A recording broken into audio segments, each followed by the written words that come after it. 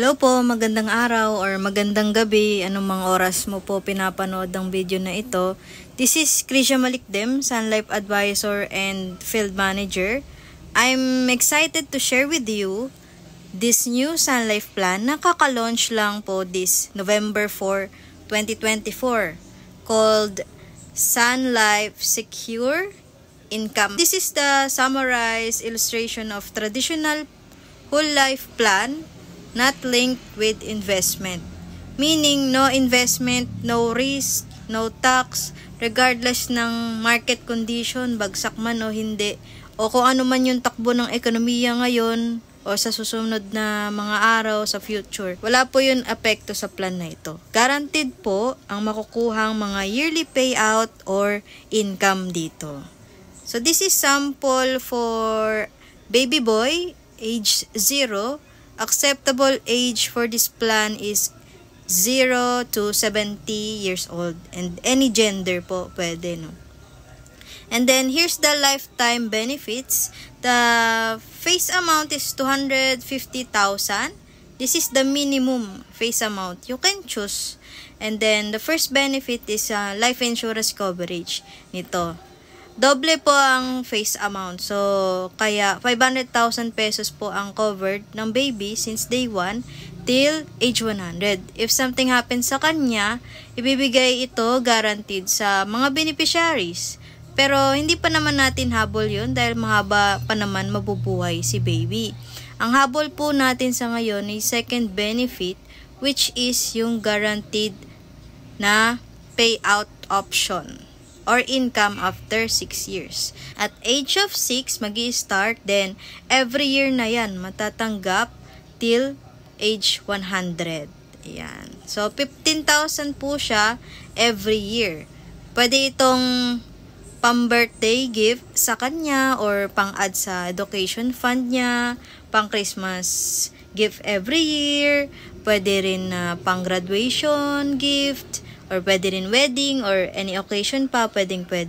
Pwede din pang travel or concert fund niya till maging adult na siya. And hanggang maging senior pa siya, may medical cash or retirement fund din si baby. So, this is sample 6% ng face amount.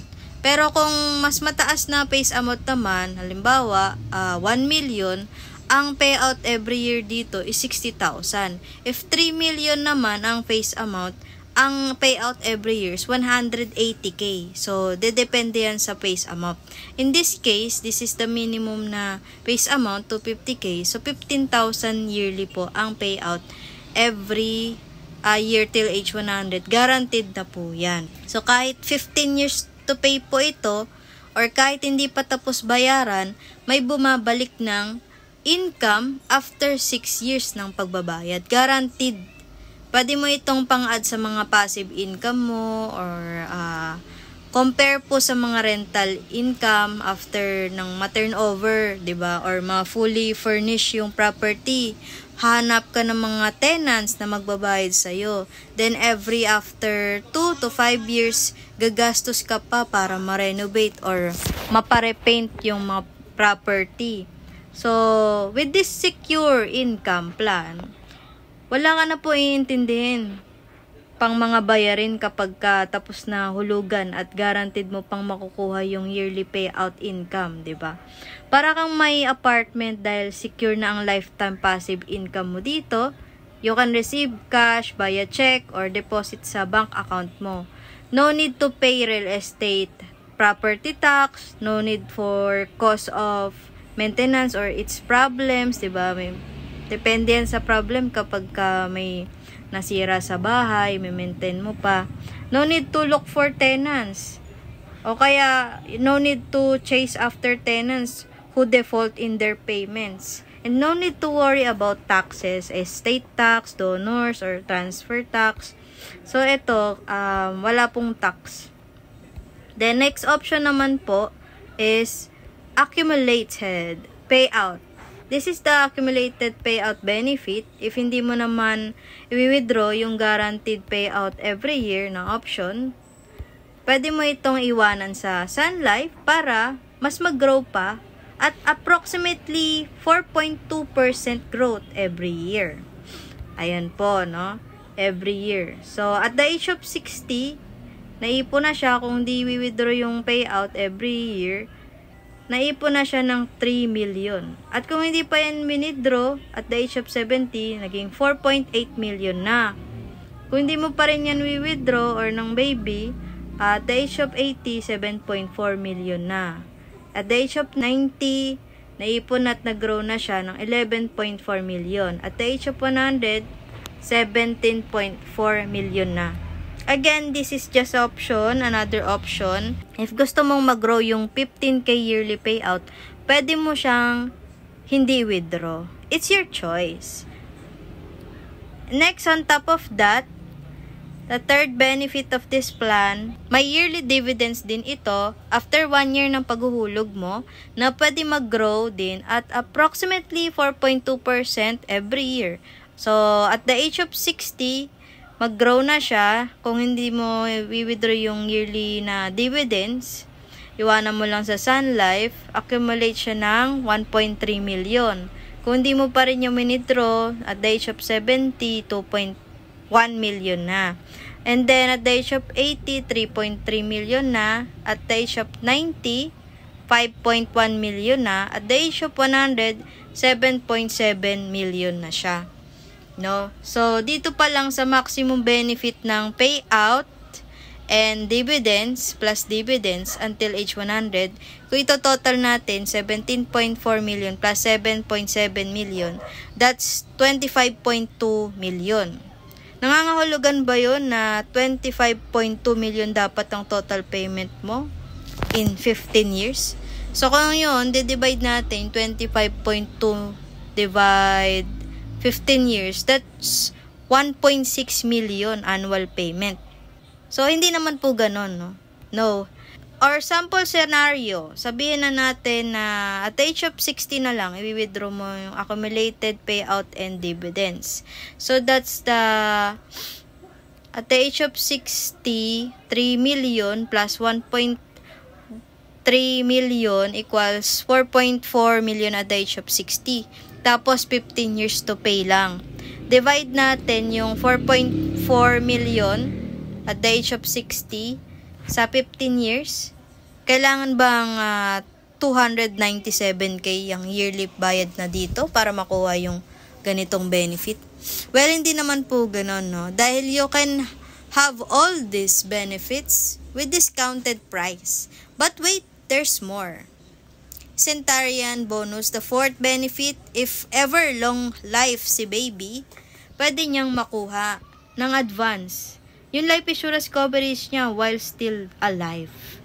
That's 62,500 pesos. Starting at the age of 80, centenarian bonus niya na to dahil nabuhay siya na matagal every 5 years till age 95. Ibabawas ito sa life insurance coverage na 500,000. So that's celebrating long life. So this is the total of 250,000 from age 80 to 95.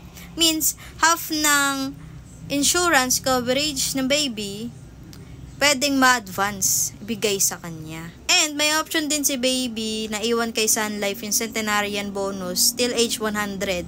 From 250k, pwede mag-grow ng 429k na. So, kung i-add natin lahat ng benefits na ito, accumulated payout plus the accumulated dividends is 25.2 million at the age of 100 plus accumulated centenarian bonus for 429k. The maximum benefit of the plan is 25.6 million na. Tapos, hulugan mo lang ng 15 years.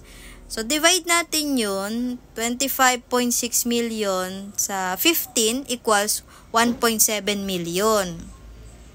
Kailangan ba sa kapalit nun 1.7 million ba dapat hulugan kada taon for 15 years?